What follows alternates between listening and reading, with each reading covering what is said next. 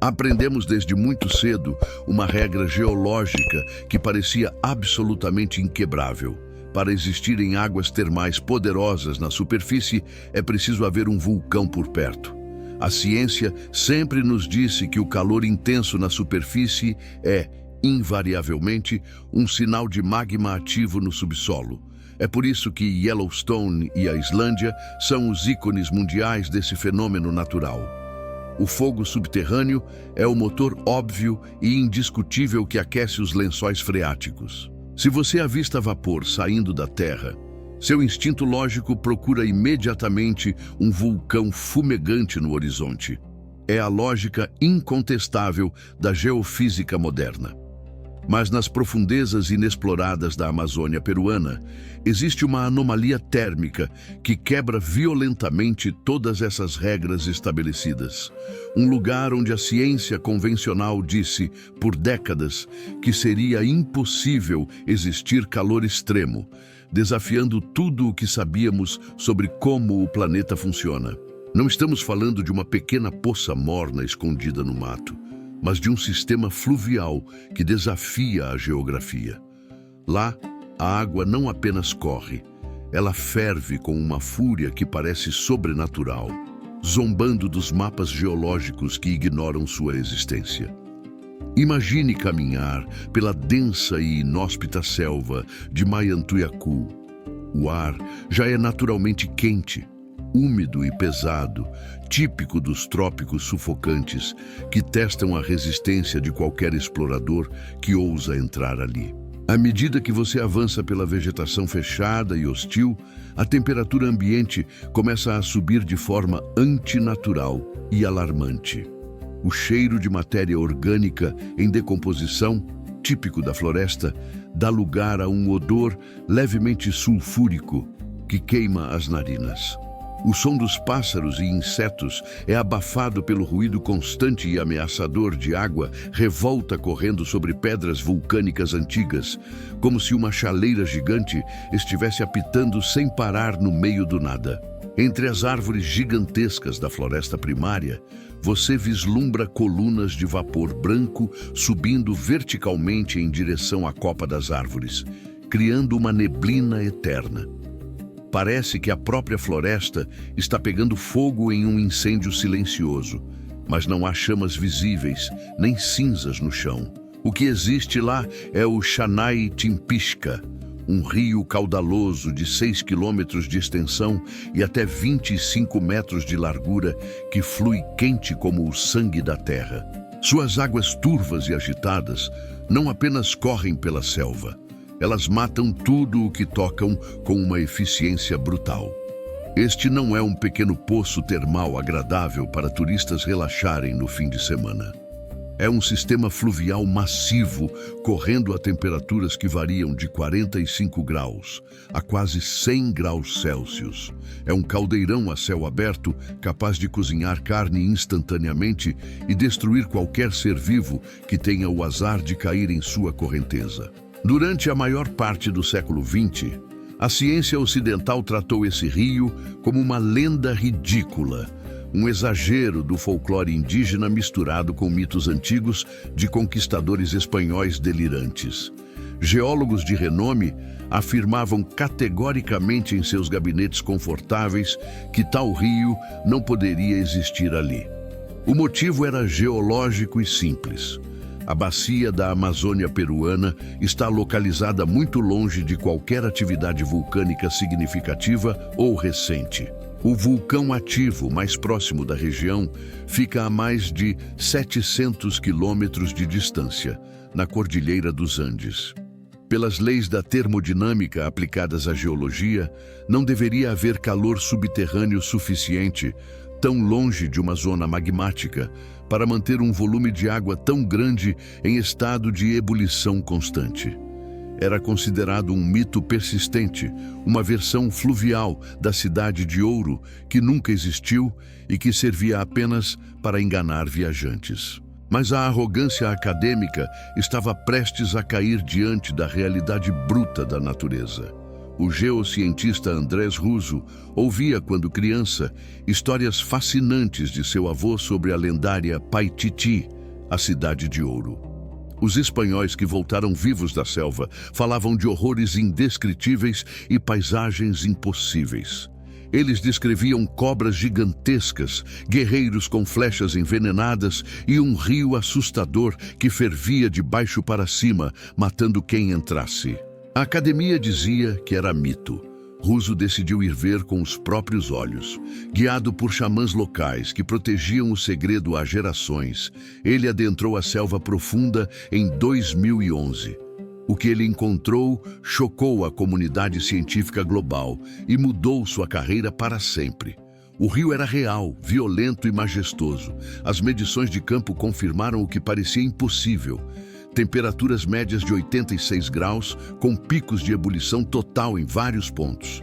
Russo provou que a Terra possui mecanismos de calor que ainda não mapeamos completamente, desafiando a certeza de quem acha que já descobrimos tudo sobre o planeta.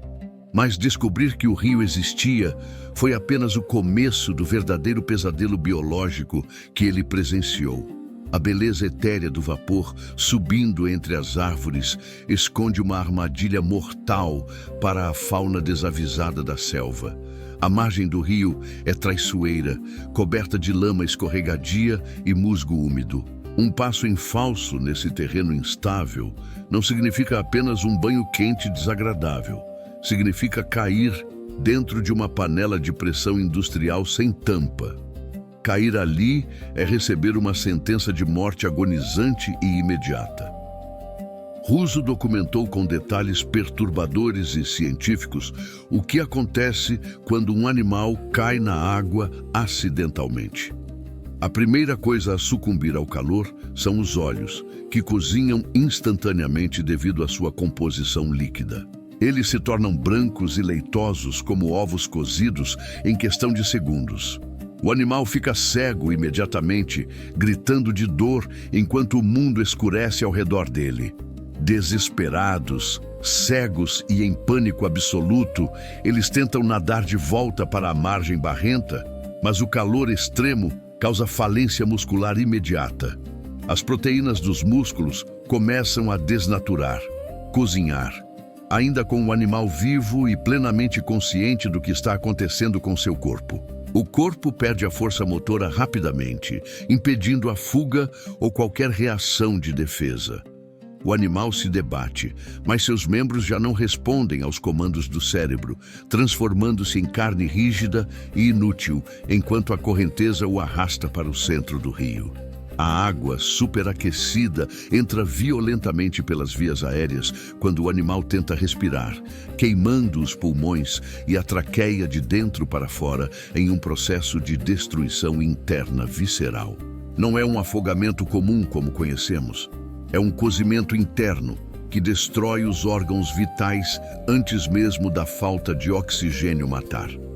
Russo observou répteis, anfíbios e pequenos mamíferos lutando em vão contra a correnteza fervente, até que seus corpos, já sem vida e parcialmente cozidos, fossem levados rio abaixo. Eles se tornam carne em um ensopado macabro preparado pela própria natureza. Uma oferta brutal aos predadores que aguardam nas margens mais frias. Mas se não há vulcão por perto, o que está fervendo essa água com tanta violência e constância? A resposta mudou nossa compreensão da hidrologia amazônica e da estrutura profunda da Terra. A teoria confirmada é a de um sistema hidrotérmico, alimentado por falhas tectônicas excepcionalmente profundas e antigas. A água da chuva que cai na Cordilheira dos Andes se infiltra no solo, descendo quilômetros através de fissuras na crosta terrestre, viajando para o fundo. Nessas profundidades abissais e escuras, a água se aproxima do manto e é aquecida pelo gradiente geotérmico natural do planeta. O calor residual da formação da Terra e do decaimento radioativo. A pressão nessas profundidades é imensa, transformando a água em um fluido superaquecido, buscando desesperadamente uma saída.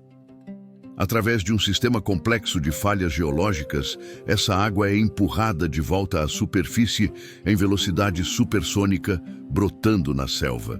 É como se uma artéria quente da Terra tivesse sido perfurada naquele ponto exato da floresta, sangrando calor incessantemente.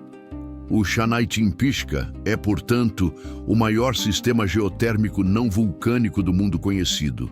É uma prova viva e pulsante de que o sangue do nosso planeta é quente e circula muito abaixo de nossos pés, conectando as montanhas geladas dos Andes ao coração fervente da Amazônia em um ciclo hidrológico que leva séculos para se completar. Esse ciclo é invisível aos nossos olhos, mas seus efeitos são devastadores e maravilhosos. Mas o rio não é apenas um lugar de morte certa. Ele também abriga formas de vida que parecem impossíveis para a biologia padrão. Cientistas encontraram novas espécies de micróbios extremófilos vivendo confortavelmente nessas águas escaldantes. Organismos que prosperam onde nada mais consegue sobreviver, adaptados a temperaturas que esterilizariam qualquer hospital moderno. Essas bactérias recém-descobertas podem conter segredos medicinais e industriais revolucionários, adaptadas a condições que simulam a Terra primitiva ou até mesmo ambientes alienígenas de outros planetas hostis. Elas são a prova de que a vida encontra um caminho mesmo no inferno. Porém, uma ameaça silenciosa e humana paira sobre esse local único.